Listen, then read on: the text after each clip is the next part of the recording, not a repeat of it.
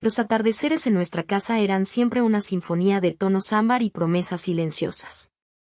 Recuerdo la calidez de la madera pulida bajo mis pies descalzos mientras bajaba las escaleras, guiada por el aroma envolvente de la cena que mi madre, Isabel, preparaba con la misma dedicación que ponía en cada aspecto de nuestra vida. Era una fragancia capaz de tejer lazos invisibles de seguridad y pertenencia. Ana, cariño. Se oía la voz melodiosa de mi madre desde la cocina, un eco de elegancia incluso en medio del ajetreo doméstico.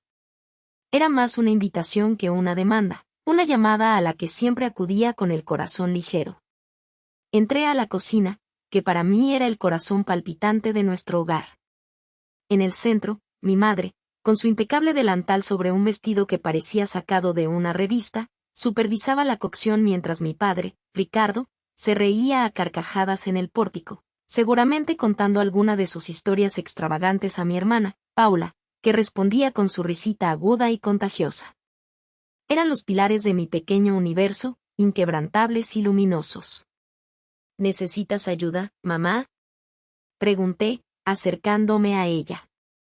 Su perfil era como una escultura, perfecta incluso mientras revolvía una salsa. Isabel era la encarnación de la sofisticación, una mujer que valoraba la belleza y el orden por encima de todo. Yo la admiraba, y aunque a veces sus expectativas se sentían altas, siempre supe que era por nuestro bien, por el porvenir que ella soñaba para nosotras. Mi madre sonrió, una sonrisa que rara vez alcanzaba sus ojos, pero que para mí era suficiente. Mi pequeña Ana, siempre tan atenta. Casi hemos terminado. Solo me falta el toque final para el postre. Tu padre insiste en que las noches de viernes son sagradas para la tarta de chocolate. En ese momento, Ricardo entró al comedor, con Paula colgando de su brazo, ambos con sonrisas que llenaban la habitación. Mi padre, con el cabello despeinado y los ojos brillantes, era la calma y la alegría de nuestra casa. Si Isabel era la ambición, Ricardo era el amor incondicional. Mi tarta, exclamó mi padre con falsa seriedad. La joya de la corona de la semana. ¿Verdad, princesita?, me guiñó un ojo. Nos sentamos alrededor de la gran mesa de nogal, una pieza central que había presenciado innumerables risas, discusiones triviales y planes secretos.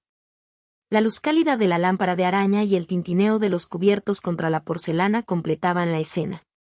Ricardo, por favor, un poco de modales. Estamos en la mesa, dijo Isabel, frunciendo ligeramente el ceño, pero con un matiz de diversión en su voz. Ana, Paula, ¿qué tal os fue el día? Paula, siempre ansiosa por compartir, comenzó a narrar su última aventura en el colegio, con detalles exagerados que hacían reír incluso a mi madre. Yo me limité a compartir algunos chismes inofensivos de mis clases, sintiéndome contenida en la burbuja de la felicidad familiar. Mientras observaba a mi familia, la sensación de plenitud era casi abrumadora. Mi padre, cariñoso y protector, mi madre, elegante y visionaria, mi hermana, enérgica y leal. Éramos el retrato perfecto de la felicidad, una estampa de lo que el amor y la unión familiar podían construir. No había nubes en mi horizonte, solo el brillo dorado de un futuro que se sentía tan seguro como los abrazos de mi padre y tan prometedor como las expectativas de mi madre.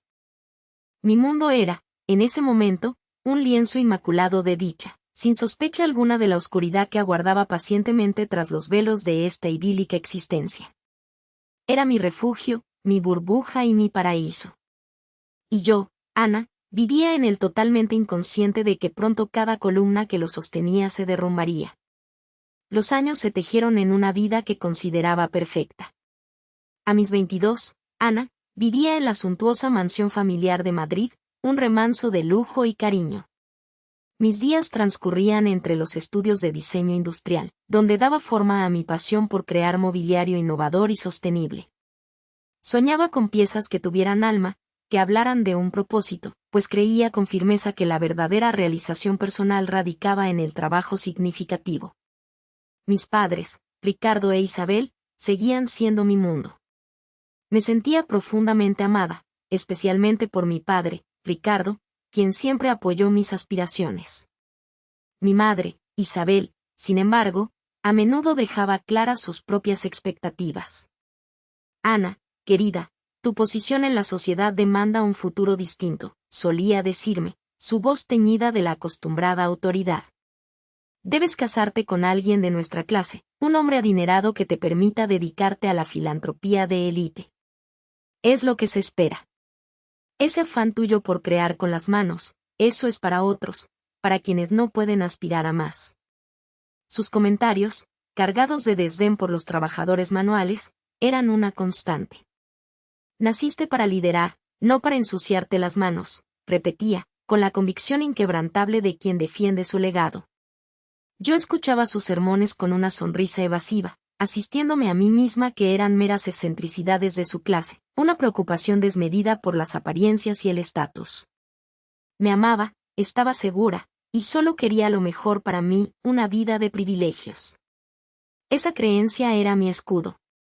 Me permitía desestimar sus objeciones y mantener mi mundo ideal, apenas empañado por esas pequeñas fricciones. Madrid era mi lienzo, la mansión mi fortaleza y mi familia mi pilar. El futuro era un horizonte dorado, sin una sola nube que presagiara la tormenta que se avecinaba. El día de mi graduación de la Real Academia de Bellas Artes de San Fernando fue, para mí, la confirmación de que mi camino era el correcto. Obtuve honores, y no podía estar más orgullosa. Era el sello, el permiso implícito para seguir mis aspiraciones. Apenas unas semanas después, llegó la noticia que sellaría mi destino, o eso creí, una oferta de trabajo como diseñadora junior en Raíz, una innovadora fábrica de muebles sostenibles. No era un capricho, era la oportunidad de fusionar mi pasión artística con un propósito real, donde mis manos crearían belleza y utilidad, dejando una huella tangible y ética en el mundo. El entusiasmo me desbordaba. Finalmente, la vida que siempre había soñado, una vida lejos de los salones de té y las galas benéficas sin sentido, estaba al alcance de mi mano. «Padre, madre», exclamé una tarde, justo antes de la cena, con la carta en la mano, el corazón a mil. «Me han ofrecido un puesto en Raíz. Es una fábrica increíble, utilizan materiales reciclados, trabajan con comunidades, es perfecto». Les he dicho que sí. Silencio. La sonrisa radiante de mi padre, Ricardo, se mantuvo unos segundos, pero se congeló bajo la mirada gélida de mi madre, Isabel. Había elegido el peor momento, lo sabía. Ya llevábamos días esquivando el tema del futuro matrimonial, y yo había dejado claro, con la mayor delicadeza posible, que la propuesta de matrimonio de un joven banquero, el señor de la Vega, orquestada por mi madre para asegurar mi posición, no era para mí. ¿Qué has dicho que sí, Ana? La voz de mi madre era un susurro peligroso, casi inaudible. ¿A una fábrica? ¿Y qué me dices del compromiso con Carlos de la Vega, que estamos a punto de anunciar? ¿Has olvidado para qué es la cena de gala de mañana, Ana? Con el asterisco creme de la creme asterisco de Madrid invitada. Madre, ya le expliqué que no me casaría con Carlos, respondí, mi voz más firme de lo que esperaba, manteniendo la carta lejos de su alcance. Mi vida es el diseño, no un matrimonio de conveniencia. Y esta fábrica es mi oportunidad. La cena de gala a la noche siguiente fue su escenario perfecto. La mansión bullía con la élite social de Madrid. Los salones reverberaban con risas forzadas y murmullos sofisticados. La mesa principal, donde estábamos sentados los anfitriones y los invitados más importantes, exudaba una pretenciosa solemnidad. Yo permanecía cabizbaja, sintiendo el peso de cada mirada. Isabel, vestida impecablemente, se levantó con una copa de cristal en la mano, su rostro una máscara de fría autoridad. Pensé que anunciaría mi decisión, quizá con un giro para salvar las apariencias. ¡Qué ingenua era! Mis queridos amigos, comenzó, su voz clara y resonante, atrayendo la atención de todos. Esta noche, nos habíamos reunido para celebrar lo que creíamos sería el futuro de nuestra hija, Ana. Pero la verdad, la cruda y vergonzosa verdad, es muy distinta. Un escalofrío me recorrió la espalda. Isabel me miró, y no había amor ni pena en sus ojos, solo un desprecio abismal. Mi hija, continuó, elevando la voz, cada palabra un latigazo. Esta señorita que ven aquí, ha osado rechazar un enlace digno de nuestra estirpe para ensuciarse las manos como una simple obrera. Ha elegido ser una vergüenza, una basura, sí, una basura por ambicionar ser una obrera de fábrica. Una Ana, una que se rebaja a trabajar con gente inferior, a crear cosas con sus manos, como si no hubiera nacido para nada mejor. El gemido ahogado de mi padre resonó en mis oídos, pero de él no salió sonido, solo la constatación de su dolorosa inacción. Las miradas de los invitados, antes curiosas, se tornaron en abierto juicio, en burla. Mis mejillas ardían, el aire se me escapaba de los pulmones. Me sentía una peste, una mancha en el mantel de seda. Alguien así, Isabel sentenció, con la voz cargada de un veneno insospechado, no es digna de llevar este apellido. No es mi hija. Y en ese instante, el mundo se paró. Ana. Su voz, antes contenida, estalló. Fuera. Fuera de mi vista. Guardias. Sáquela de aquí. Ahora mismo. No quiero que esta mancha vuelva a cruzar el umbral de mi casa. Está desheredada. Dos hombres corpulentos se me acercaron, sus rostros impasibles. Me agarraron por los brazos. Mi padre, Ricardo, estaba pálido, sus ojos fijos en el plato, las manos temblorosas pero inmóviles. No dijo una palabra. No alzó la vista. No hizo nada para evitarlo. En ese momento, la traición de mi madre fue dolorosa, sí, pero la pasividad de mi padre, su silencio, su inacción, caló más hondo que 1000 gritos. Me abandonó. Me entregó. Fue la estocada final, la certeza de que estaba sola, no solo desterrada de mi hogar, sino también del último vestigio de amor incondicional que creía poseer. Fui arrastrada fuera de esa mansión que siempre había sido mi fortaleza, ahora un monumento a mi humillación. La puerta se cerró detrás de mí, sellando mi destierro en la fría noche madrileña. Mi vida perfecta, mi lienzo dorado, se había hecho añicos, y yo era la ceniza que el viento esparcía. La fría noche madrileña me engulló. El aire helado me golpeó el rostro, pero era nada comparado con el gélido abandono que me oprimía el pecho. ¿A dónde iría? Mis manos temblaban, no solo por el frío, sino por la cruda realidad de que no tenía nada. Ni un céntimo, ni un plan, solo un vestido de fiesta que ahora se sentía como un sudario. Mi primer instinto fue buscar a alguien, a cualquier pariente que pudiera ofrecerme un hombro, un refugio pasajero. Llamé a las puertas de tías y primos que antes me recibían con los brazos abiertos.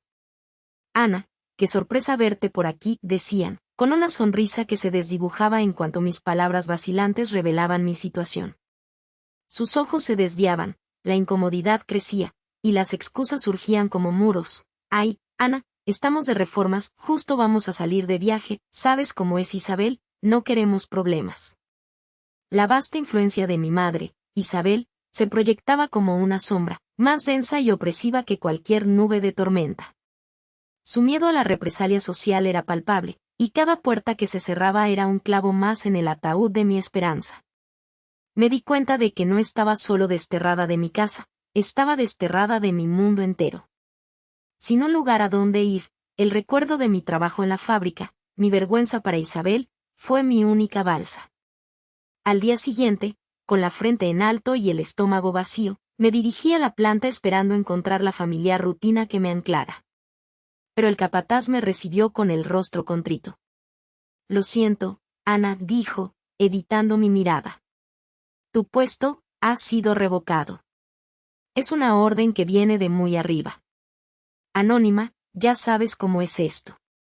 No podemos hacer nada. De nuevo, la mano invisible de Isabel, siempre dispuesta a asfixiar cualquier resquicio de independencia que yo intentara forjar. El aire de la fábrica, antes mi santuario, ahora se sentía pesado, tóxico. Estaba en la calle, literalmente. Con el poco dinero que pude rascar de una venta apresurada de mi reloj, un regalo de mi padre, sí, mi padre, que me entregó sin pestañear, renté una mísera habitación en una hostería barata en las afueras. El colchón olía a humedad, Las paredes eran tan finas que se escuchaba la vida miserable de los vecinos, y la única ventana daba a un patio trasero lleno de basura. Era un agujero oscuro, pero era mi asterisco agujero. Intenté encontrar un trabajo digno, algo que me permitiera usar lo que había aprendido, mis habilidades, mi intelecto. Pero mis cuentas bancarias estaban bloqueadas por órdenes superiores, y cada vez que mencionaba mi apellido, Ricardo o Isabel, la gente me miraba como si fuera un bicho raro. Nadie quería la desgracia que se asociaba a mi nombre. Me vi obligada a aceptar trabajos extenuantes y mal pagados, limpiando pisos en oficinas antes del amanecer, sirviendo mesas en bares de mala muerte por la noche, fregando platos hasta que mis dedos dolían. Mi cuerpo se convirtió en un nudo de dolor, mi mente en un pozo de desesperación. La soledad se había instalado en cada rincón de mi ser, una compañera silenciosa que susurraba recordatorios de mi humillación. Miraba mi reflejo en los espejos sucios y no reconocía a la joven de antes. Era una sombra, desamparada, invisible. Un día, al volver a mi hostería, encontré una nota pegada en mi puerta: desahucio. El edificio ha sido adquirido y será demolido. Mi corazón dio un vuelco. Esto no podía ser una coincidencia. Al día siguiente, desde la distancia, con una boina calada para que no me reconocieran, vi a Isabel. Estaba de pie frente a la hostería, supervisando a unos hombres que comenzaban a colocar vallas. Su rostro, antes tan cercano, ahora era el de una extraña, una deidad vengativa. Ella me vio. Nuestros ojos se cruzaron, y una fría sonrisa se dibujó en sus labios, una sonrisa de victoria gélida que me atravesó hasta los huesos.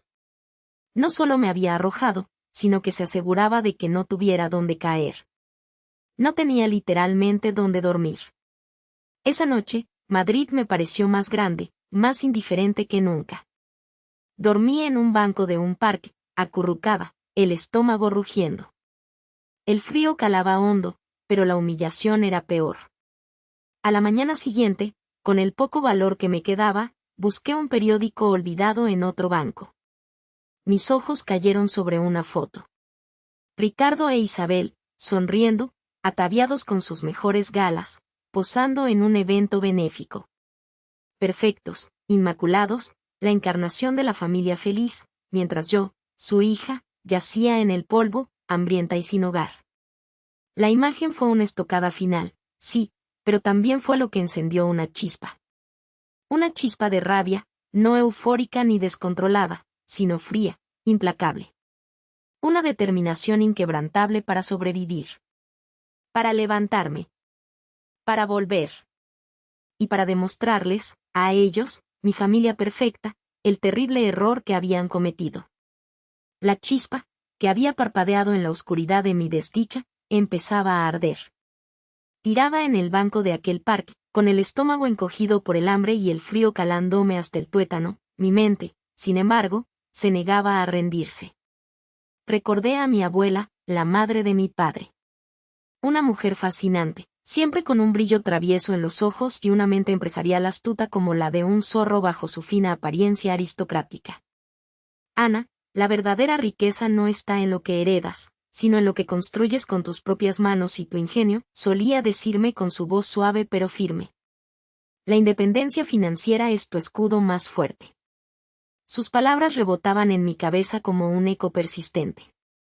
Siempre me consideraron la oveja negra o, en el mejor de los casos, la soñadora de la familia. Ricardo e Isabel, obsesionados con la imagen y el legado social, nunca vieron más allá de mi aparente desinterés por sus círculos. Pero yo no era rica en linaje, sino en ideas. Mi habilidad para el diseño industrial, esa pasión que me había llevado a la fábrica y que Isabel tanto despreciaba, no era una simple afición, era un talento innegable. Mi inteligencia, esa que mi madre siempre subestimó, calificándola de rebeldía sin causa, era, de hecho, mi arma secreta.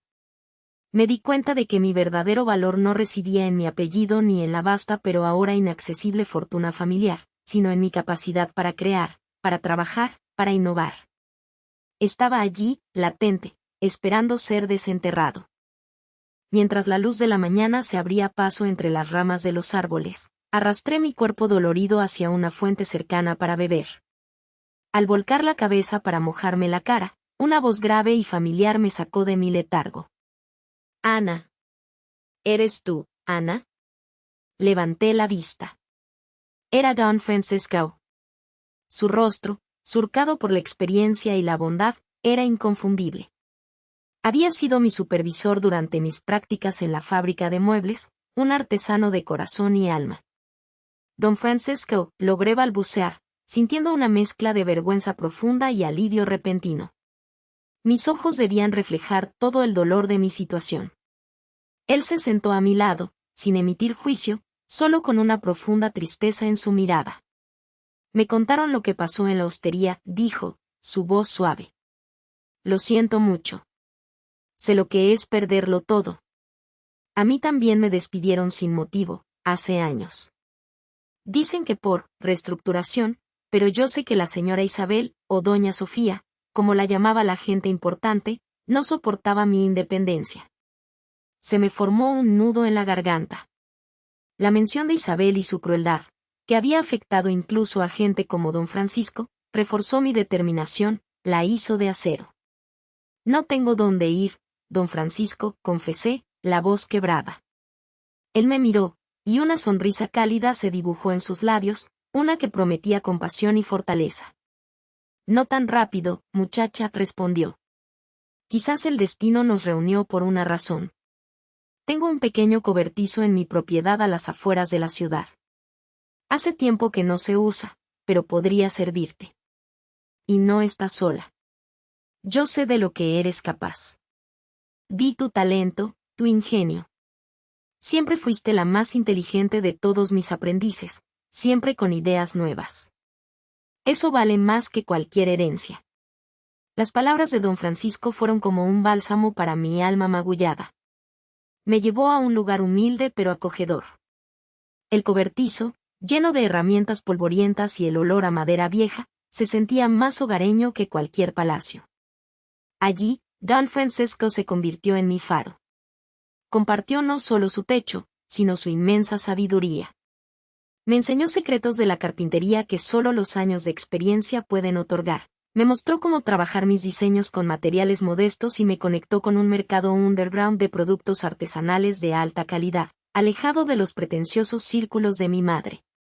El mundo es más grande, Ana, de lo que Isabel te ha hecho creer, me dijo un día, mientras cenábamos en su pequeña casa.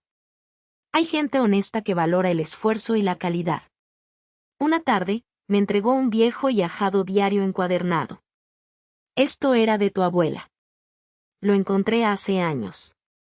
Me dijo que te lo diera si alguna vez necesitabas. Un mapa para las batallas que no se pelean con la espada. Está lleno de sus estrategias empresariales y reflexiones. Ella lo llamó el baúl de la astucia.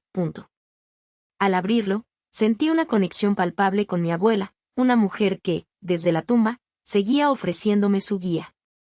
Las páginas amarillentas estaban llenas de anotaciones sobre inversiones inteligentes, la importancia de la reputación, cómo transformar desventajas en oportunidades y la resiliencia ante la adversidad.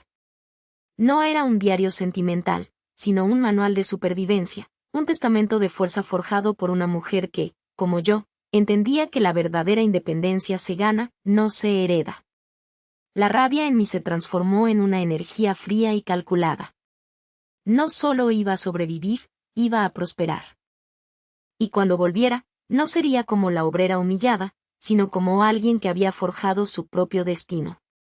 El diario de mi abuela no era solo un mapa, era una hoja de ruta para una guerra silenciosa. Cada anotación, cada estrategia empresarial, resonaba conmigo, transformando la rabia en una determinación fría y calculada. Don Francisco fue mi cómplice en esta silenciosa metamorfosis. Su cobertizo, antes un refugio, se convirtió en nuestro cuartel general, un laboratorio de diseño donde las reglas de mi madre no existían. Trabajábamos incansablemente. Don Francisco me guiaba con la paciencia de un maestro, dándome los toques finales, la técnica impecable que solo los años pueden dar. Yo, por mi parte, exploraba nuevos horizontes. Cada diseño nacía de la premisa de la sostenibilidad, de la belleza encontrada en lo inesperado.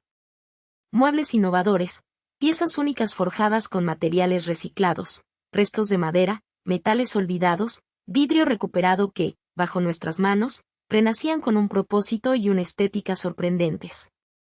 Cada pieza era una declaración, no de lujo vacío, sino de ingenio y respeto. Comenzamos de forma discreta, tal como me había enseñado don Francisco y, a mi manera, el diario de la abuela. Nuestros primeros clientes llegaron a través de pequeños mercados locales de artesanía, luego tiendas independientes que valoraban la autenticidad y la historia detrás de cada objeto. Evitamos cualquier rastro que pudiera vincularme con mi pasado o mi familia. Mi identidad era un velo, mi trabajo, mi único nombre. Poco a poco, la reputación de la calidad y originalidad de nuestras creaciones comenzó a crecer, tejiéndose sigilosamente en los círculos que buscaban algo más allá de la ostentación superficial. Cada céntimo que ganaba se reinvertía con la precisión de un cirujano. No solo en herramientas o materiales, sino en conocimiento. Devoré libros sobre gestión empresarial, marketing digital. Me matriculé en cursos online que desentrañaban las intrincadas redes financieras, las mismas que mi madre dominaba, o eso creía. Fue entonces, sumergiéndome en el oscuro océano de los mercados, cuando los velos se desprendieron. Descubrí que Isabel, mi madre, con su fachada de mujer de sociedad intachable, había estado desviando grandes sumas de la herencia familiar. Inversiones poco éticas, empresas sobrevaloradas, esquemas que olían a fraude. Usaba su reputación como un escudo, una distracción para sus movimientos de dinero turbios. La intocable dama Isabel revelaba sus verdaderas manchas. Los años pasaron como un torbellino de trabajo, aprendizaje y crecimiento. La humilde obrera desterrada se había convertido en otra persona. Había construido, en las sombras, un imperio silencioso, raíces sostenibles, una empresa de diseño y fabricación de muebles de lujo ecológicos que estaba revolucionando la industria con su enfoque consciente. Yo era la CEO, la mente maestra detrás de todo, pero mantenía un perfil público bajo y estratégico. Mi imagen proyectaba poder, sofisticación, una elegancia discreta y moderna que desviaba completa y deliberadamente la atención de la chica humillada que mi madre creyó enterrar. No había rastro de la Ana de antes. En ocasiones, mi padre, Ricardo, intentaba un acercamiento. Un mensaje de texto tímido, una llamada que no respondía. Lo había visto un par de veces de lejos, su figura más encorvada, su mirada buscando algo en el horizonte. Pero lo mantuve a raya. La distancia era mi armadura, forjada con el dolor de su inacción y la traición de mi madre. Mi enfoque era claro, la venganza se cocina a fuego lento.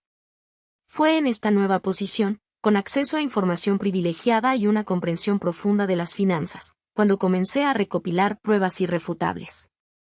Las prácticas financieras turbias de mi madre eran un pozo sin fondo. Su ostentación, sus caprichos costosos, sus malas inversiones estaban provocando una inminente crisis económica familiar. Doña Isabel Soria, la mujer que me desterró por no ser suficiente, se había endeudado hasta los tuétanos para mantener las apariencias, poniendo en riesgo todo el patrimonio familiar, incluso lo correspondiente a mi padre. No era tan intocable como parecía.